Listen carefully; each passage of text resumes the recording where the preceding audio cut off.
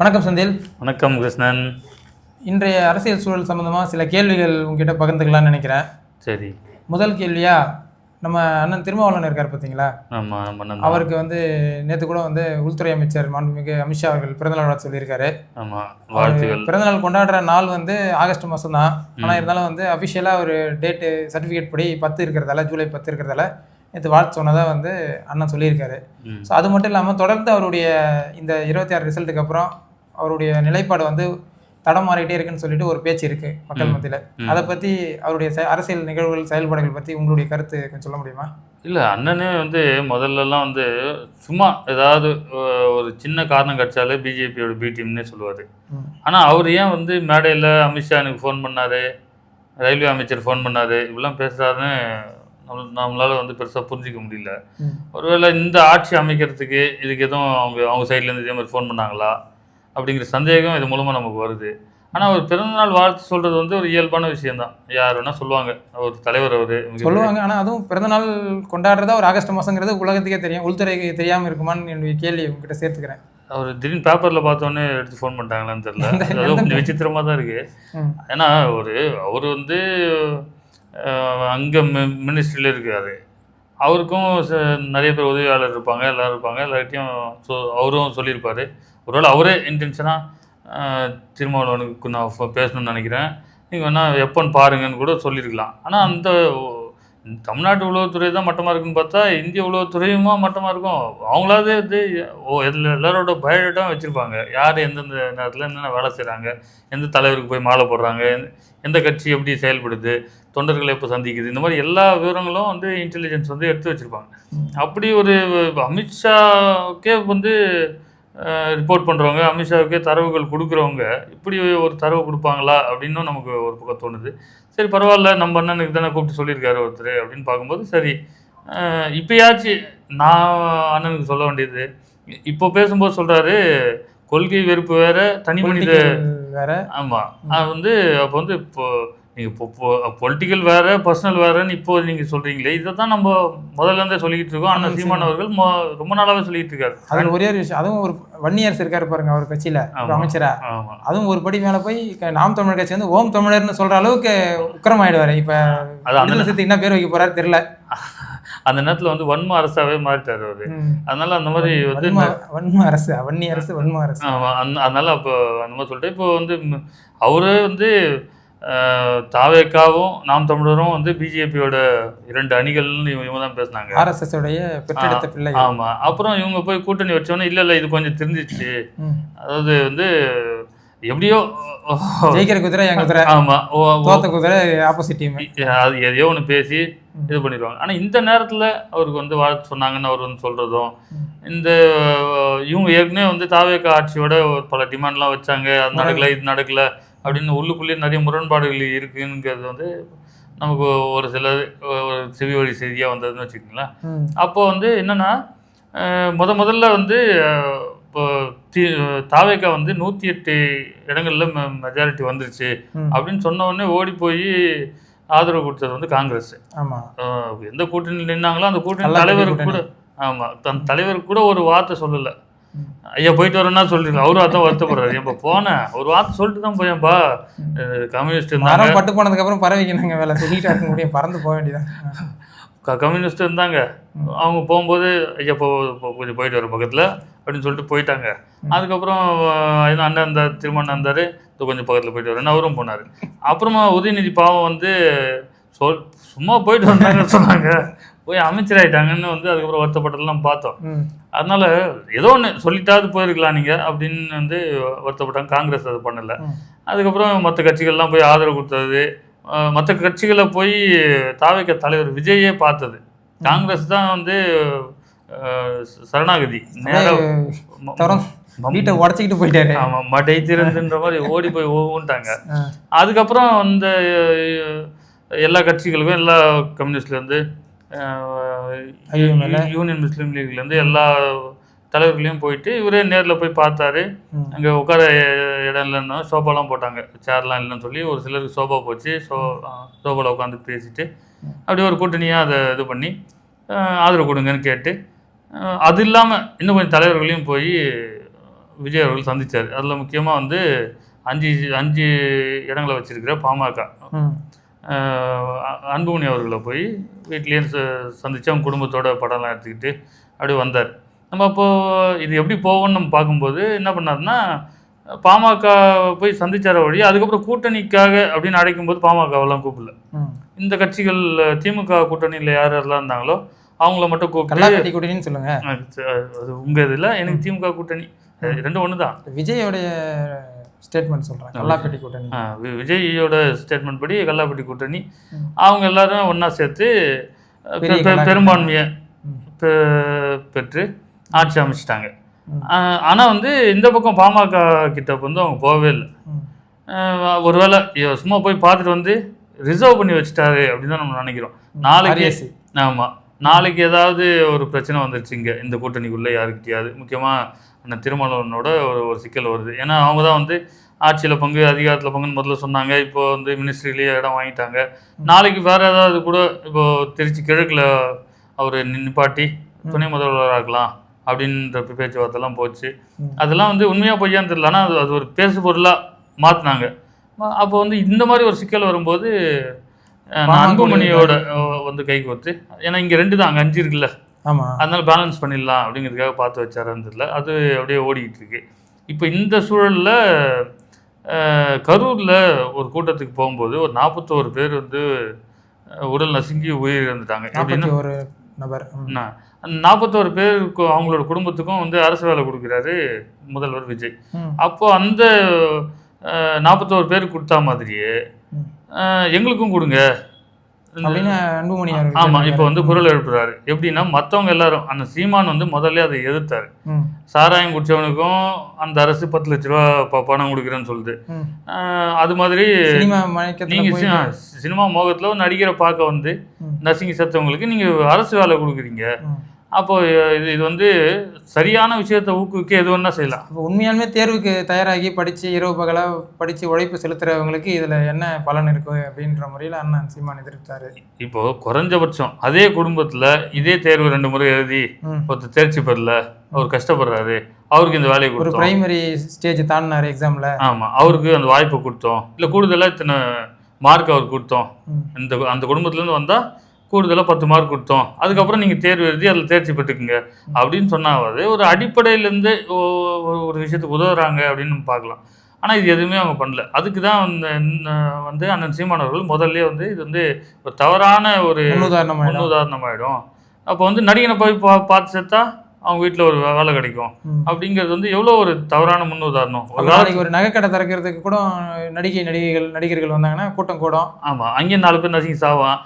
அவங்க வீட்டுக்கெல்லாம் போயிட்டு நீங்கள் அரசு வேலை கொடுப்பீங்களான்னு ஒரு கேள்வி வருது. அது இப்போது நம்ம படிக்கும் போதெல்லாம் புத்தகத்துக்குள்ளே நடிகனோட படத்தை வந்து வாத்தியாருங்க பார்த்தாங்கன்னு வச்சுக்கோங்க, நம்மளை கூப்பிட்டு வச்சு அடிப்பாங்க, அதை பிடிச்சி கீழ்ச்சி போடுவாங்க. இன்னைக்கு ஸ்கூல்ல பார்த்தீங்கன்னா ஒரு ஸ்க்ரீன் வச்சு விஜய் பேசுறதை போட்டுக்கிட்டு இருக்காங்க. முதலமைச்சர் ஆயிட்டாருங்க பாருங்க, எவ்வளோ மோசமா போய்கிட்டு இருக்குன்னு பாருங்க. அன்னைக்கு நம்ம வீட்டில் இருக்கிறவங்கலாம் போய் போஸ்டர் ஓட்டினாலோ இல்லை ஒரு படம் ரிலீஸ் ஆனா முதல் நாள் போனால் வீட்டில் இருக்கிறவங்களாம் திட்டுவாங்க, எதுக்கு பொறிக்குதனம் பண்றேன்னு. ஆமா, இன்னைக்கு பார்த்தீங்கன்னா போன்னு சொல்லுவாங்க போல் இருக்கு. ஏன்னா காலத்தில் அமைச்சர் ஆகலாம். ஆமா, அந்த வேலை பார்த்தவங்களாம் அமைச்சர் ஆயிட்டாங்கல்ல. அவங்க நாட்டுக்காக போராடல, மக்களுக்காக எதுக்கும் வந்து ரோட்ல நிக்கல, அவங்க ஊர்லயே கரண்ட் இல்லை அப்படின்னா கூட அந்த போராட்டத்தில் கூட பங்கெடுக்கல. வச்சுக்கிட்டா வஞ்சனை பண்றாங்க தெரியாதுங்க, படம் பார்க்க தெரியும், போஸ்ட் ஓட்ட தெரியும், ரீல்ஸ் போட தெரியும். இவங்க நீங்க புரியாத சப்ஜெக்டா பேசுறேன். தாவேக்கா வந்து இங்க மதுரவாயில் பக்கத்துல ஒரு போராட்டம்னு அறிவிச்சாங்க. போலீஸ் வந்து டேன்னு சொன்னோன்னு ஓட்டாங்க. ஏன் அந்த பசங்களை கூப்பிட்டு கேட்டா, நான் சும்மா வந்தோன்னா நாங்க எப்பவுமே போலீஸ் தான் ஓடுறோம்னா அப்படின்னு அப்பையிலேருந்து அவங்க பழகி ஃபர்ஸ்ட் டே ஃபர்ஸ்ட் ஷோ பார்க்கும்போது கூட்டமா டிக்கெட் வாங்குறதுக்கு தள்ளுமுள் நடக்கும். அப்போ போலீஸ் ஒழுங்குபடுத்தும் போது அடிப்பாங்களா, அந்த மாதிரி நினைச்சிட்டு இருப்பாங்க. அதேதான், லட்டியை பார்த்தாலே ஓடிடுறாங்க. அப்போ வந்து அந்த மாதிரி ஒரு கூட்டமாக இது இருக்கு. இவங்களுக்கு எந்த இதுவும் இல்லை. அப்போது இந்த சினிமா கவர்ச்சி இது மூலமாகவே வந்து அதிகாரத்துக்கு வரலான்னு ஒரு ஒரு நிலை வரும்போது என்ன ஆகுதுன்னா, உண்மையான போராட்டம் அரசியலோட அந்த சூழலே வந்து கேள்விக்குறியாக போச்சு. அதனால தான் இப்போ வந்து அன்புமணி அவர்கள் நேரடியாக தவறுன்னு சொல்லலை. அண்ணன் சீமான் சொன்னார், மற்றவங்களாம் கூட சொன்னாங்க.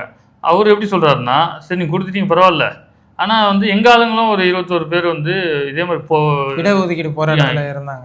ஒரு போராட்டத்தில் இதுவாவது உங்களை பார்க்க வந்து செத்து போயிட்டாங்க, அவங்க போராட்டத்திலே செத்து போயிருக்காங்க. ஒரு ஒரு ஒரு சமூக மக்களுக்காக போராடி அங்கே உயிரே கொடுத்துருக்காங்க, அவங்களுக்கும் கொடுங்க அப்படின்னு சொல்கிறாங்க. எனக்கு தெரிஞ்சு அடுத்தது என்ன பண்ணுவாங்கன்னா, பரமக்குடியில் துப்பாக்கி சூடு நடந்துச்சு. அந்த ஜெயலலிதா காலத்தில் சுட்டு தள்ளுங்கன்னு சொல்லிட்டாங்க, அந்த அம்மா சுட்டாங்க.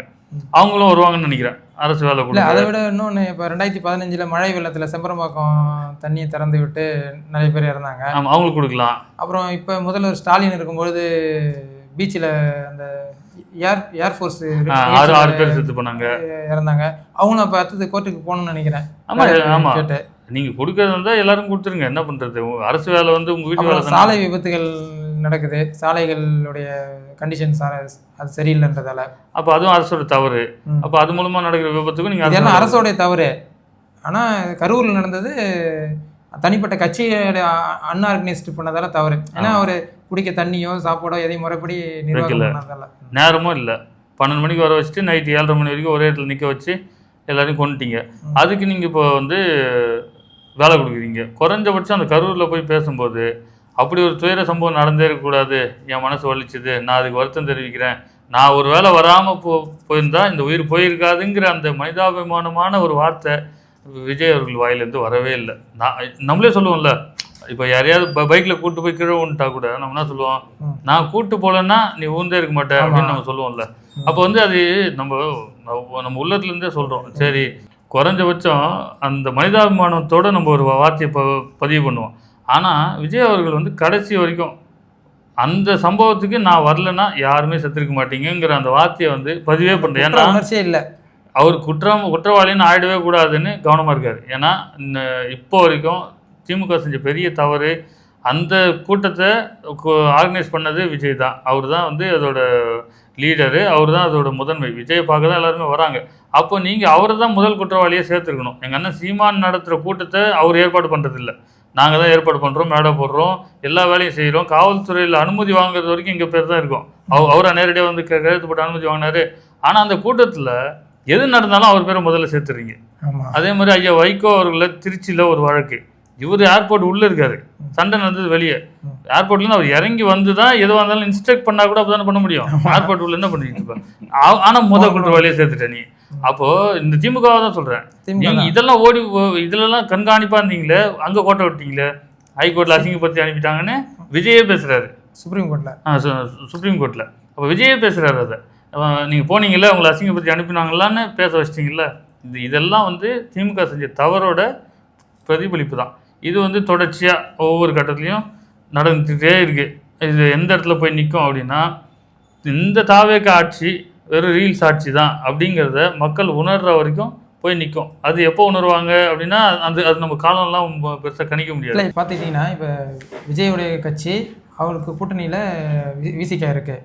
இப்போ புதுசாக வந்து அதில் பாமக கூடிய வந்து விஜய் வந்து நல்ல உறவு பண்ணுற மாதிரி இருக்குது. இதுக்கு நடுவில் விசிகா வந்து அமித்ஷா வந்து வாழ்த்து சொன்னதாக வந்து ஒரு செய்தியை விசிகா தலைவரே வந்து வெளியில் சொல்கிறாரு. இப்போ இந்த 3 பேருடைய உறவு, அதாவது டிவிகே, பாமக, விசிகா எப்படி இருக்குன்னு நீங்கள் பார்க்குறீங்க? இல்லை 3 பேரும் ஒன்றாயிடுவாங்களா? இல்லை வழக்கம் போல் விசிகா வந்து பாமக வந்து வெளியில் போயிடுமா? இது எப்படி போய் முடியும்னு நினைக்கிறீங்க? இப்போ வந்து விசிகா தலைவரான திருமாவளவன் அவர்கள் தாவேகாவோட திமுகவும் தாவேகாவும் ஒன்றா சேரலாம். ஏன்னா நமக்கு இருக்கிற ஒரே எதிரி பிஜேபி தான். பிஜேபியை நம்ம எதிர்க்கணும்னா நம்ம வந்து இங்கே வந்து கைகோத்து நிற்கணும்லாம் பேச ஆரம்பிச்சிருக்காரு. அதனால் இது வந்து நீங்கள் நினைக்கிற மாதிரி நீங்கள் சொல்கிறது போல் இவங்க 3 பேர் ஒன்றா சேர்ந்துருவாங்களா அப்படிங்கிறதுலாம் வந்து நம்ம யூகிக்கவே முடியாது. ஏன்னா வந்து ஒரு நேரத்துலையும் ஒவ்வொருத்தரும் ஒவ்வொரு மாதிரி பேசிக்கிட்டு இருக்காங்க. அப்போது முதல்ல வந்து நாம் தமிழரும் தாவேகாவும் பாஜகவோட ஆர்எஸ்எஸோட குழந்தைன்னு சொன்னவங்க அவங்க கூடயே போய் அமைச்சராயிட்டாங்க. அதுக்கப்புறம் இப்போ வந்து இந்த கருத்தை அவர் வந்து திமுக கூட சேரலான்ற ஒரு கருத்தை வைக்கிறாரு. அப்போ அதிமுக கூட சேரலாம்ல? அதிமுகவோட சேரலாம். அப்போ வந்து அதாவது இங்கே என்னென்னா தத்துவமோ மக்கள் நலனோ இதுக்காக அரசியல் நடக்கலை. அதுதான் வந்து வெட்டவல்லையாக வந்து எல்லாருக்கும் தெரியுது. அதிகாரம் எங்கே இருக்கோ அங்கே போயிடணும். ஆமாம், அதிகாரத்தை கைப்பற்றணும், அது மூலமாக ஆட்சி நடத்தணும். அந்த ஆட்சியை வந்து இதுக்கு முன்னாடி பண்ணவங்களது அப்படின்னா இதை பண்ணோம் அதை பண்ணணும்னு சொல்லி கட்சிக்காரங்களை வச்சு ஊருக்கு போய் சொல்லிட்டு இருப்பாங்க. இவர் என்ன பண்ணுறாருன்னா எதுவுமே பண்ணாமல் ஏதாவது ஒரு இடத்துல போய் நின்றுக்கிட்டு ரீல்ஸ் போட்டு அதே எல்லார்ட்டையும் வந்து பார் விஜய் எப்படி பண்ணார் பாரு, எங்கள் அண்ணன் என்ன பண்ணார் பற்றியா இப்படியே சொல்லிட்டு இருக்காங்க. இதையெல்லாம் விசிகா ரசிக்குதா? இப்போ விஜயோடைய அரசியல் இல்லை ரசிக்கிறாங்கல்ல. அதாவது அது எப்படி சொல்கிறது, போயிட்டு திருமாவளவன்னா விஜய் பார்க்குறாரு, பார்த்துட்டு வெளியே வரும்போது என் கையை கொஞ்சம் வச்சு பிடிச்சி தூக்குங்கிறாருல. அந்த கூட்டத்தை பார்த்தோன்னே இவங்களோட கொள்கை கோட்பாடெல்லாம் எங்கே போகுதுன்னே தெரிய மாட்டேங்குது. அங்கே போயிட்டு என் கையை கொஞ்சம் பிடிக்க சொல்லுன்னு சொல்லி ஆதவர்ஜுனாவை கூப்பிட்டு 2 பேரும் கையை தூக்குறாங்க. எல்லாம் நம்ம பார்க்குறோம். திருமாவளவன் அவர்கள் சொல்கிற மாதிரி இப்போ எம்பி எலெக்ஷன் வந்துச்சுன்னா பிஜேபி மட்டும் ஒரு அணியில் இருக்கணும், 40 தொகுதியிலையும் திமுக, அதிமுக, டிவிக எல்லாம் சேர்ந்து ஒரே கூட்டணியில் நிற்கணும்னு சொல்ல வராங்களா? இல்லை, அதெல்லாம் சாத்தியம் இல்லை எனக்கு தெரிஞ்சு. எப்படியும் வந்து தாவேக்கா ஒரு சிலரை வச்சு வந்து இப்போ அதிகாரத்துக்கு வந்துட்டாங்க. இப்போ வந்து ஃப்ளோர் டெஸ்ட்டில் அவங்க 6 மாதம் எப்படி ஃப்ளோர் டெஸ்ட் பண்ண முடியாது. இல்லை, நீங்கள் சொன்னீங்களே டிவிக்கு அப்படி எதிர்பார்க்குறாங்க. இப்போ தேவைப்பட்டா போகலாங்கிற ஏடிஎம்கே எல்லாரும் ஒன்று சேர்ந்துக்கணுமா? இப்போ வந்து காவேரி நீர் பிரச்சனையில் அனைத்து கட்சி கூட்டம் போடுற மாதிரி அது மாதிரி தான் இருக்குது அவர் சொல்கிறது. ஆனால் அதெல்லாம் வந்து இங்கே சாத்தியமா அப்படின்னு இப்போ நம்ம இப்போதைக்கு வந்து அதெல்லாம் சாத்தியம் இல்லைன்னு தான் சொல்லணும். ஏன்னா எல்லாரும் ஒவ்வொரு கட்சிக்கும் ஒரு கொள்கை வச்சு, இதுக்கு முன்னாடி வந்து ஆளுங்கட்சியாக இருந்தவங்க, எதிர்கட்சியாக இருந்தவங்க, இப்போ திடீர்னு ஒரு கட்சி வந்து இது எல்லாத்தையும் தகர்த்துச்சுங்கிறது உண்மை தான். அதுக்காக எல்லாரும் ஒன்றா சேர்ந்துடணும். ஏன்னா ஏற்கனவே ஒரு திமுக, அதிமுக ஒன்றா சேர்ந்து நமக்கு எதிராக வந்து நம்ம ஆட்சியை கலைக்க போகுதுன்னு ஒரு பிம்பத்தை வந்து உருவாக்கி அது மூலமாக பரிதாபம் தேடி அது மாதிரி தான் தாவேக்கா வந்து ஒரு ஒரு ஒரு கேம் விளாட்னாங்க. அதுக்கப்புறம் வந்து அண்ணன் சீமான் அவர்கள் பொது வேட்பாளர் எல்லாரும் சேர்ந்து நிப்பாட்டுறாங்கன்னு இப்போ ஒன்று கிளப்பி விட்டுக்கிட்டு இருக்காங்க. இப்போ பொது வேட்பாளர்னா தாவேக்காவும் ஒத்துக்குதா பொது வேட்பாளர்னு? தாவேக்காவும் ஒத்துக்கிட்டா பொது வேட்பாளர் தான். எல்லா கட்சியும் ஒத்துக்கிட்டு இவர் தாங்க ஜெயிக்கணும் அப்படின்னு முடிவு பண்ணி சொல்லிட்டாங்கன்னா பொது வேட்பாளர் தான். தாவேக்காவும் சொல்லுதா அப்படின்னா அது சும்மா ஒரு அவதூறு நம்ம மேலே வரணும், எல்லாரும் வந்து ஒரு அதிருப்தியை வந்து தெரிவிக்கணும். இப்போ நிறைய பேர் பேசுகிறாங்கல்ல, அவர் வந்து கல்யாணத்துக்கு போயிட்டாரு, அதை பார்த்துட்டாரு, இதை பார்த்துட்டாருன்ற பேச்சு ஏன் வருதுன்னா, இவங்க கிளப்பி விட்டது அந்த வல்கர் வாரியர்ஸ்லாம் சேர்ந்து இந்த மாதிரி திமுக ஆதரவு தெரிவிக்குது, அதிமுக ஆதரவு தெரிவிக்குது. உண்மையிலேயே ஆதரவு தெரிவிக்கிறாங்க. திமுக காரங்களும் முகநூலில் எழுதுறாங்க, அதிமுக காரங்களும் முகநூலில் எழுதுறாங்க. சீமான் அந்த மாதிரி ஒரு ஆள் உள்ளே இருந்தால் இந்நேரம் நிறைய கேள்விகளை எழுப்பியிருப்பாரு, அவர் இந்த முறை எங்கேயாவது நின்னாருன்னா கட்டாயம் ஜெயிக்கணும்னு திமுக காரங்களும் எழுதுறாங்க, அதிமுக காரங்களும் எழுதுறாங்க. அதுக்காக அந்த கட்சியை வந்து போட்டவரே முதலமைச்சர் ஆகும்போது இத்தனை வருஷம் களத்தில் இருந்தவர் ஏன் உள்ளே இருக்கக்கூடாதுன்ற ஒரு எண்ணம் இயல்பா மக்களுக்கு அதையே எழுதிட்டாங்க. இந்த மாதிரி நடிகரே நாடாளும் போது நாட்டு மக்களுக்காக உழைச்சவர் இத்தனை மணி நேரம் பேசியிருக்காரு, இத்தனை போராட்டங்களில் பங்கெடுத்திருக்காரு, அவர் ஆகக்கூடாதாங்கிறதெல்லாம் எழுதிட்டாங்க. அப்போ வந்து நாட்டை பற்றி அக்கறை இல்லாமல் தூங்கிட்டு இருந்தவர் முதலமைச்சர் ஆகிட்டாரு, நாட்டை பற்றி அக்கறைப்பட்டு தூங்காமல் இருந்தவர் தோற்று போயிட்டார். அப்போ மக்களுக்கு இயல்பாகவே அந்த உணர்வு இருக்கும். என்னடா இது இவர் ஒருத்தர் ஜெயிச்சிருக்கலாங்கிற பேச்செல்லாம் நம்ம அதுக்கப்புறம் கேட்குறோம்ல. அந்த அடிப்படையில் தான் அவர் போட்டியிட்டா அவர் ஜெயிப்பார் அப்படின்னு திமுக அதிமுக காரங்களே சொல்கிறாங்க, எழுதுறாங்க.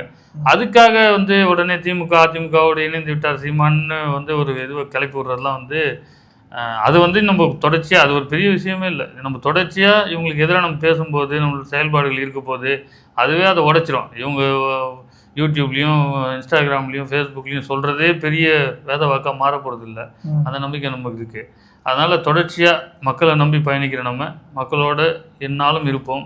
மக்களை நம்பி தான் நம்ம இன்றைக்கும் இருக்கோம். திமுக அதிமுக இந்த கட்சிக்காரங்க அந்த கட்சிக்காரங்க சேர்ந்து எங்களை ஜெயிக்க வைப்பாங்கன்னு இல்லை. இன்னொன்று மக்கள் ஒன்று முடிவு பண்ணணும், திமுக அதிமுகவே ஜெயிக்கல, இங்கே மக்கள் தான் ஜெயிச்சிருக்காங்க, மக்கள் போட்ட ஓட்டு தான் ஜெயிச்சிருக்கு. அப்போ திமுக அதிமுக நினச்சி யாரையும் ஜெயிக்க வைக்க முடியாது, மக்கள் நினச்சா மட்டும்தான் ஜெயிக்க வைக்க முடியும். மக்கள் சீமானனுக்கு ஓட்டு போடணும்னு நினச்சிட்டாங்கன்னா அது விஜய் நினச்சாலும் மாறாது, திமுக அதிமுக நினச்சாலும் மாறாது. அப்போ மக்கள் தான் இங்கே முதன்மையானவர்கள். அப்போ மக்கள் தான் இதை வந்து எப்படி முடிவு செய்ய போகிறாங்க. அதனால் இந்த புரளிகள் இந்த புரட்டுகள் இந்த இதெல்லாம் வந்து நம்ம புறந்தள்ளிட்டு களத்தில் எப்போதும் போல நிற்போம். எங்களுக்கு ஆதரவு அளிக்கிற அனைவருக்கும் நன்றியும் வணக்கம். வணக்கம்.